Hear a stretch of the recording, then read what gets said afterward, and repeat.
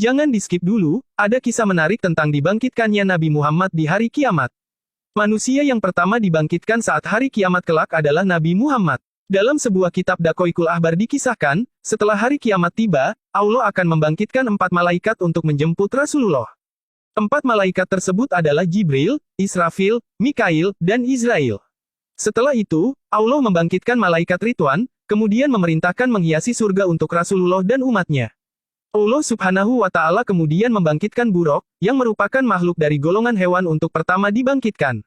Buraq sendiri diketahui merupakan tunggangan Rasulullah dalam peristiwa Isra Miraj. Allah Subhanahu wa Ta'ala lalu memerintahkan malaikat untuk menghias Buraq. Makhluk tersebut dihias oleh para malaikat dengan pakaian cahaya yang ditetesi batu yakut. Tali kekang dibuat dari batu zamrud dengan 2 perhiasan berwarna hijau dan kuning.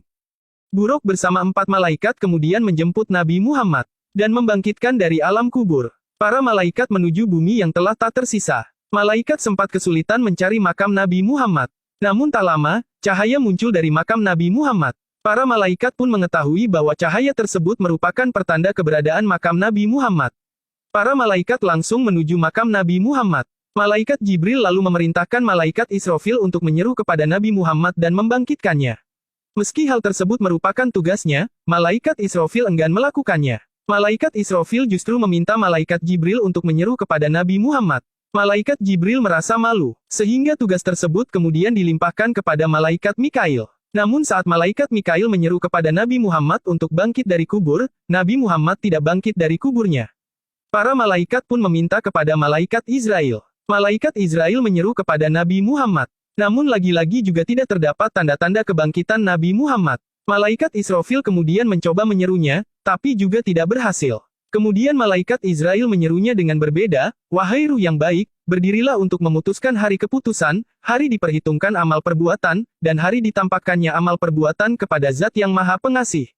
Setelah itu, Nabi Muhammad bangkit dari makamnya. Malaikat Jibril kemudian mendatangi Nabi Muhammad dengan membawa 2 perhiasan serta Buraq dan menyampaikan hari kiamat telah tiba. Mengetahui hal tersebut, Nabi Muhammad gelisah dan menanyakan umatnya. Israfil kemudian menjawab pertanyaan Nabi Muhammad. "Demi kemuliaan Tuhanku, wahai Nabi Muhammad, aku masih belum meniup sangkakala kebangkitan sebelum kebangkitanmu." Mendengar hal tersebut, Nabi Muhammad merasa lega. Sebab, Nabi Muhammad khawatir jika umatnya telah dimasukkan terlebih dahulu ke neraka. Nabi Muhammad Shallallahu Alaihi Wasallam sangat mencintai umatnya. Saking cintanya kepada umatnya, beliau selalu memohon kepada Allah Ta'ala agar menyelamatkan umatnya sampai di akhir hayatnya. Kalau video ini muncul di beranda kalian, dan kalian merasa terhibur jangan lupa like, share, dan follow ya.